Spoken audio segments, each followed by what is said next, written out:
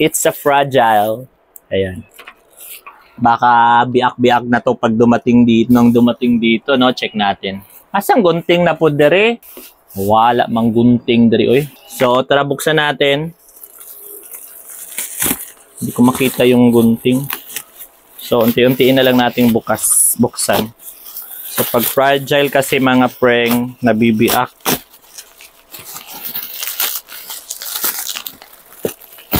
Ayan, meron pa siyang bubble wrap. Bubble wrap. Bubble wrap. Ay, bubble pop pala yun. So, ito siya. It's a mechanical health scale. Mechanical health scale. So, pang tao siya. Ayan, oh. Ayan siya, oh. Oh, diba? Ito ganahan pa itong isa. Itong glass.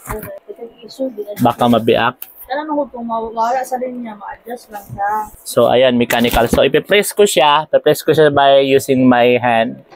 O, di ba? So, malalaman mo kung sobrang taba ka na o hindi pa. Or tumataba ka na or payat. Pumapayat ka na. So, great. So, great to sa amin kasi nagja-jog walk kami. So, sa mga gustong magbawas ng timbang, pwedeng-pwede to mga preng para meron kayong anong tawag niyan? Monitoring sa inyong timbang. So, yun. O, diba? So, buksan natin, syempre. Nakaano pa siya eh. May cellophane pa siya eh.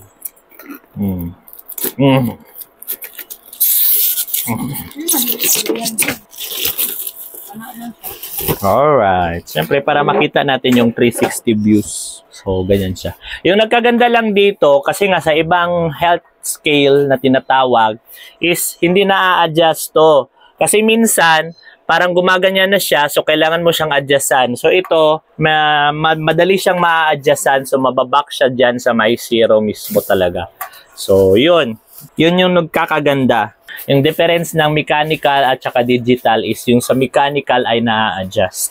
Like here, oh, meron siyang adjustan dito. Oh, di ba? Tingnan nyo, a-adjustin ko sa ibaba ha.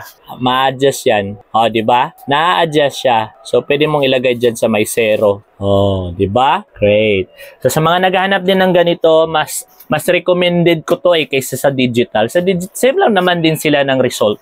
Pero kung gusto mo ng medyo techy, doon ka na sa digital. Pero kung gusto mo yung mechanical na katulad ng ganito, yung parang pangdatihan, mas okay din to, di ba? So, nasa sayo na, pumili ka na lang, maglagay na lang din ako ng digital dyan, at saka mechanical para mamili ka.